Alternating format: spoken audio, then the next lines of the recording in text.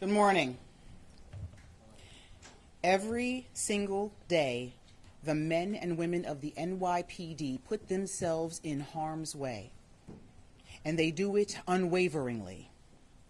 We stand here at a hospital, once again, extremely fortunate that our detective, New York City's detective, is going to recover after being shot.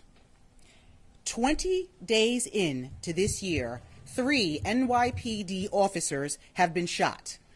Again, 3 officers shot in 20 days.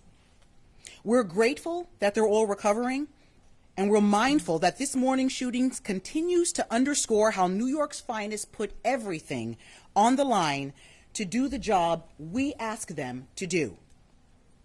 Based on a long-term investigation, Staten Island narcotics officers conducted a warrant this morning at 82 Rockney Street. After entering that location, they made their way up a flight of stairs where the perpetrator fired numerous shots at our officers, striking one detective in the leg. The officers then engaged and returned fire. I have to highlight and emphasize the heroics of the detective who was shot and the extraordinary team of officers who were in a fight for their lives. Even with a serious leg wound, bleeding badly enough that fellow officers had to apply immediate pressure to slow the blood loss, he held up a ballistic shield in front of his team to protect them from gunfire. In less than 3 weeks, we've been in East Harlem, the Bronx, and Staten Island. These deadly, illegal guns know no neighborhoods. It's officers like we witnessed today that I am sincerely grateful to for their bravery, their courage, and their willingness to continue to make every effort to keep this city safe. And they need and deserve the support to do it. I want to thank the excellent medical staff here at Staten Island University Hospital for all of their work. I'm going to pass it over to the Deputy Mayor, Lorraine Grillo, for her comments as well. Thank you, Commissioner. My name is Lorraine Grillo. I'm the first Deputy Mayor. I'm here on behalf of our Mayor, Eric Adams, who is in Washington, D.C. Let me just say to you that I totally agree with the Commissioner's comments, and I know the Mayor does as well.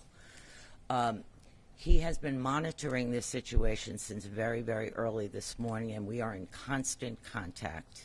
He asked that I come here, and I'm so happy I did get an opportunity to meet this brave officer, this brave detective, and his family, and offer him and his family the support of this city, because he risked his life for all of us. Now we have to support him. So I'm going to turn this over to Chief Essick.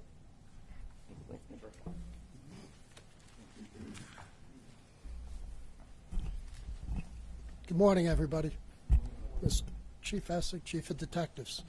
I'm just going to walk you through a little bit of the investigation. At 6:02 this morning, at 82 Rockney Street, Staten Island narcotics personnel executed a search warrant issued by the Staten Island District Attorney's Office. We also had an arrest warrant for our subject, our case subject there. The location is a semi-attached house consisting of 2 stories, and it was the target of a long-term narcotics investigation. A few minutes after 6, narcotics personnel breached the front door, location attired in their NYPD tactical vests and shields, announcing their presence. The first floor is an open area, and the team made its way up into the second floor. There are 3 bedrooms and a bathroom, separated by a tight, long, narrow hallway. As the team got to the first bedroom, they were fired upon from the bedroom down the hall. Our officer is hit in the right leg, but heroically managed to cover the remaining members of his team with his ballistic shield, saving potential injury to other members of his team. Multiple officers returned fire, striking our shooter. Our shooter is identified as a Nelson Pizarro, and he is taken into custody. He's a male, 39 years old. A 9mm Beretta handgun is recovered on the scene. At this point, it is not reported stolen, but further investigation into that gun is ongoing. He was shot in the right inner leg. He has 7 priors in New York State, 2 outside of New York State. He has a gun arrest in Massachusetts in '01 and a larceny in Connecticut.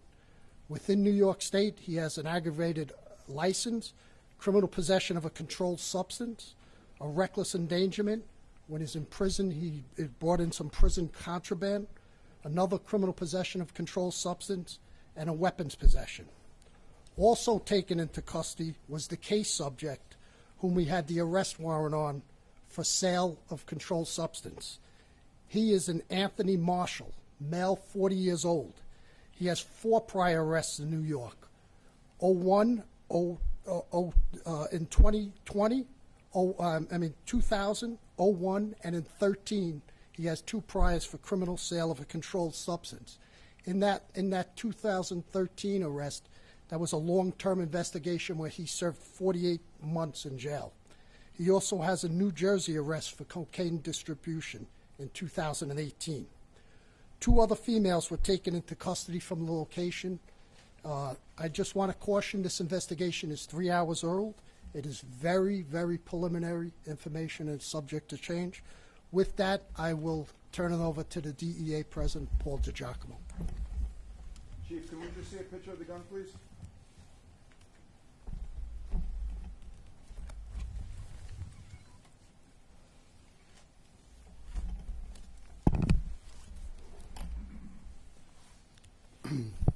Good morning. My name is Paul DiGiacomo, President of the Detectives Endowment Association. We've been saying this for 2 years now, that there are too many guns on the street. The NYPD has made over 8,500 gun arrests, and we walk past hundreds of guns a day. Hundreds of guns a day. And because there are so many guns on the street, and the policies that are in place with bail reform are not working, the people of this city are unsafe. And I'm calling on the governor, the Senate leader, and the Assembly leader to fix the laws that they broke to keep the people of this city safe. We have 2 police officers that were shot and 1 detective in the last 20 days. We have an 11-month-old child struck by a stray bullet, and multiple shootings throughout the whole city of New York. What else does it take to change the laws that you broke? They need to be fixed. And a message to our criminal element out there: if you're carrying a gun and you use that gun against a New York City police officer or a detective, we will find you. Thank you.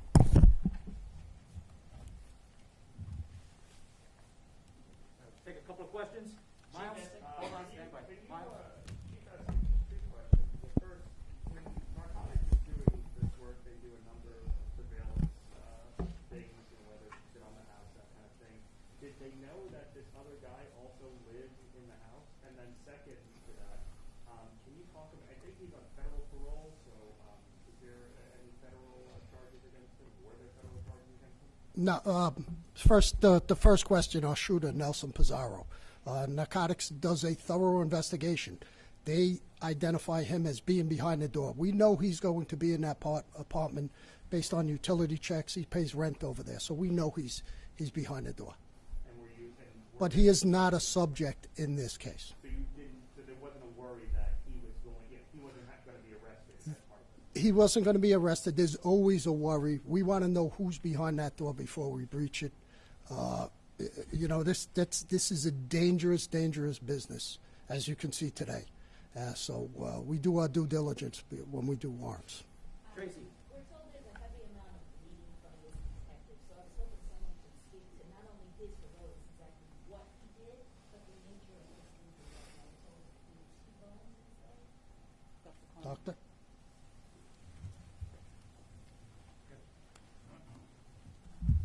Our detective sustained a gunshot wound to the lower leg in a small compartment area that is populated by large vessels and nerves.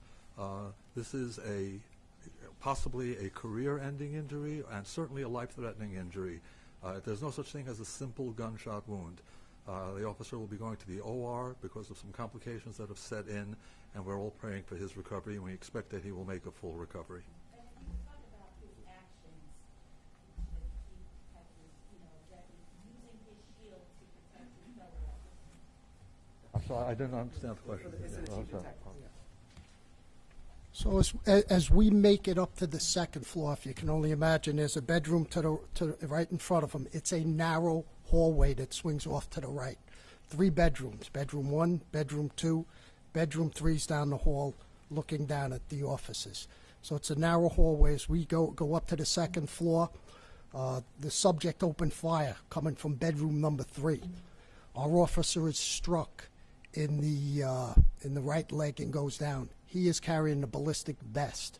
So he manages to hold that ballistic vest with injuries to his leg, potentially saving the lives or serious injury to his partners.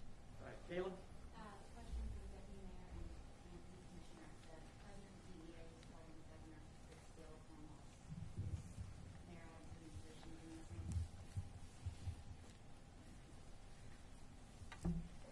same? At this time, I really can't speak to that in terms of the mayor's feeling about that, but I know he has been looking at that for quite some time. So the next time you see him, you can certainly ask him that question.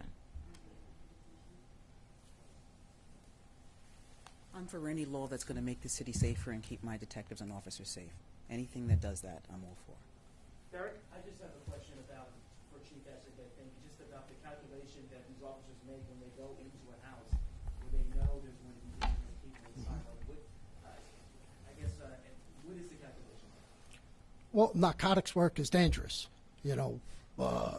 Drug dealers known to have guns, known to be behind the guns. We do this on a daily basis, and we do it very well. We're the best in the business of it. These officers are heroic. They're getting it up in the early morning, going to execute a search warrant where we're trying to protect the community from a dangerous person in here. We've done long-term investigations.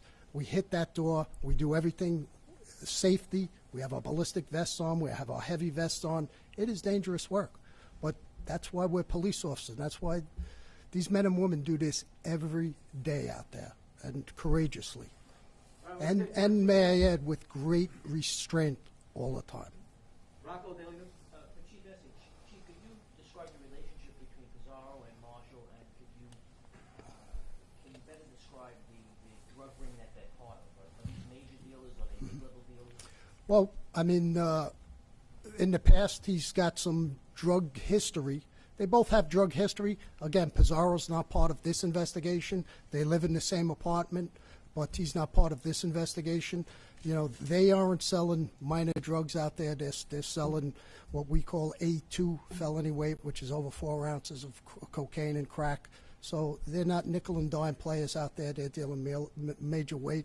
In the past, they've had distribution drug collars. They've been part, or at least a subject in this, Marshall, has been part of a major investigation in 2013 where he served 48 months. Have they been out there, residents on the block, say those two, or at least Nelson, has been living there between a year and 2 years, and they talk about constantly seeing people in and out with duffel bags. Is that the length of the investigation, or does it even predate that? I'm not going to get into the investigation. We take complaints from community. We do self-initiated kites on self-initiated investigations on locations, and that's why we have our narcotics personnel out there to take drug dealers off the street. Joseph, Staten Island? Yeah, you mentioned that officers fired back at the individual who was shot. Is it clear how many shots were fired at and by officers at this point? No, there's an active crime scene going right now. Again, I cautioned you, it's 3 hours or so old. Crime scene's out there, and that's part of our ongoing investigation. Katie? The DEA president, you mentioned bail reform and what it's going to take. Is there any reason to believe that bail, that the bail reform laws allow these two to be out there and dealing drugs?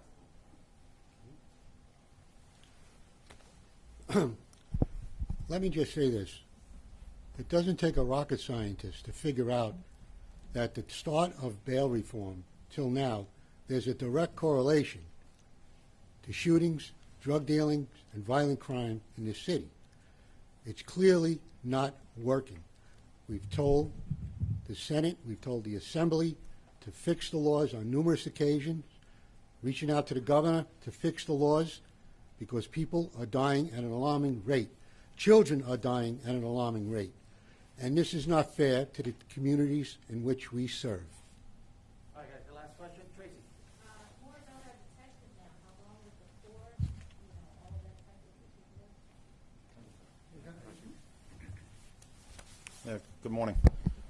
So the detective's been with the department for 10 years, and he's been assigned to the narcotics division for 4 years. He's received numerous medals and commendations. He's a very brave, very active police officer. Has never before fired his weapon in the performance of duty. You were here on Staten Island. Did you know the detective? I did. I don't know how long he's been. I know he is married. I don't know how long ago he was married. All right, guys, thank you, everyone. Thank you. Thank you.